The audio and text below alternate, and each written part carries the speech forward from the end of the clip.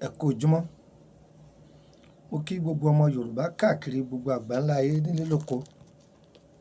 Ọ̀dẹ̀ ọ̀dàbí ṣàlàáfíà làjí. Òní yóò san wá o. A ti jáde nílé láàárọ̀ yìí. Ìpadàbọ̀ sílé wa. Àní délé bókú ọmọ, àní délé bókú aya. Àní délé bókú ọkọ o. Àní rárìn dànù.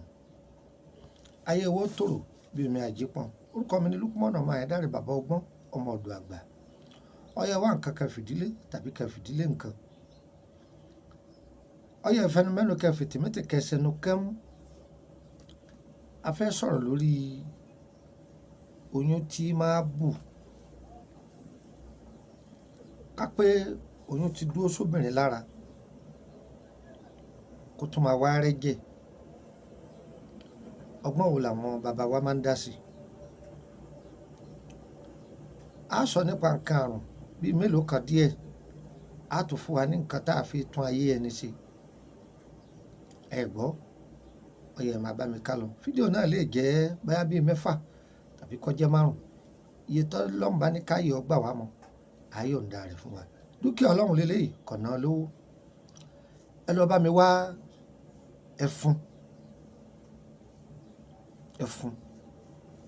àti osùn pẹ̀lú ewé ìpín.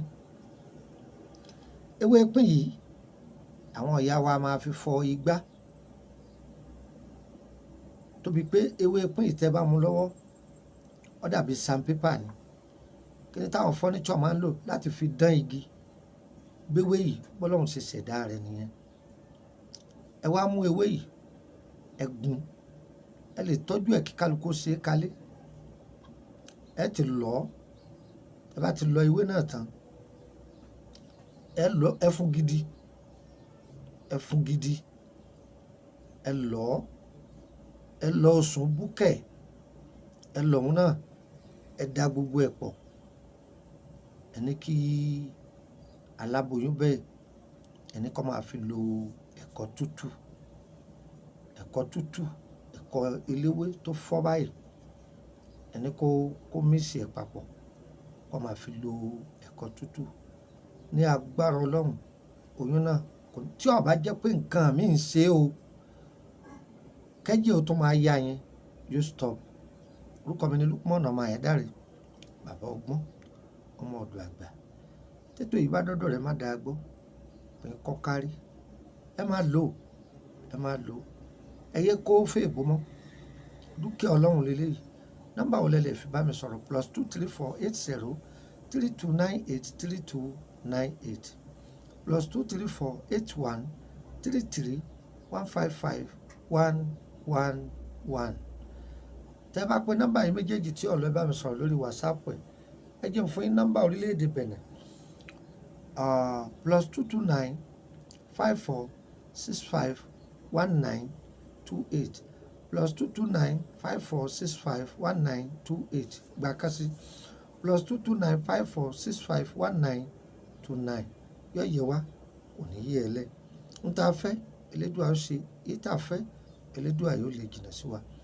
A kì í bá a mọ̀, ẹ lè fẹ́ darapọ̀ mọ́ wa lórí WhatsApp group. WhatsApp group yìí ọ̀nà méjì ló pín sí. Ìkan private, ìkan public. Public ọ̀fẹ́ ni. Ẹ kàn jẹ́ mẹ́mbà lásán. Ẹ láǹfààní àti béèrè kankan. Ṣùgbọ́n gbogbo ètò tó ti lọ, ẹ láǹfààní àti máa jàǹfààní ẹ̀. Ìyẹn dúró bẹ́ẹ̀.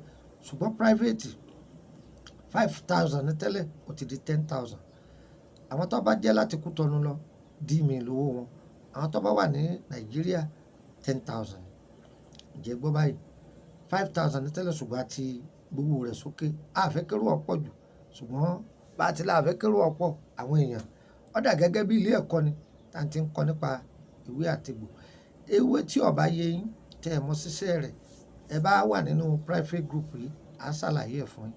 Àbí àwọn iṣẹ́ mi ta ti fi sílẹ̀ tẹ́lẹ̀, tẹ́ bá béèrè, a ṣàlàyé ẹ̀ fún yín. Ẹ lálàá ni, ẹ fẹ́ máa gbọ́ ìtumọ̀ rẹ̀ ni àti ohun tẹ́ ẹ ṣe sí. Bẹ́rẹ̀ wá, má gbọ́ wá, kò sí ńbẹ̀. Ọ̀fẹ́ lẹ́ máa gba ìtumọ̀ rẹ̀ àti ohun tẹ́ ẹ ṣe sí. Bí yẹn ṣe wà nìyẹn. Àmọ́ o, má béèrè ògùn àdá o. Má béèrè ògùn mọ́. Má béèrè pé bọ́yá kìnnìkan tí wọ́n máa kówó nídìí rẹ̀. Àwọn tí wọ́n bá máa ṣe ẹ lọ bá wọn. àwọn ìjáwé jẹ o ìwé àánú làwọn á máa já ìwé àrẹ̀mọ yọ yẹ wá kò ní yẹ lẹ á dára fún wa o ire o ire o ire kàbìtì nílé gbogbo wa o.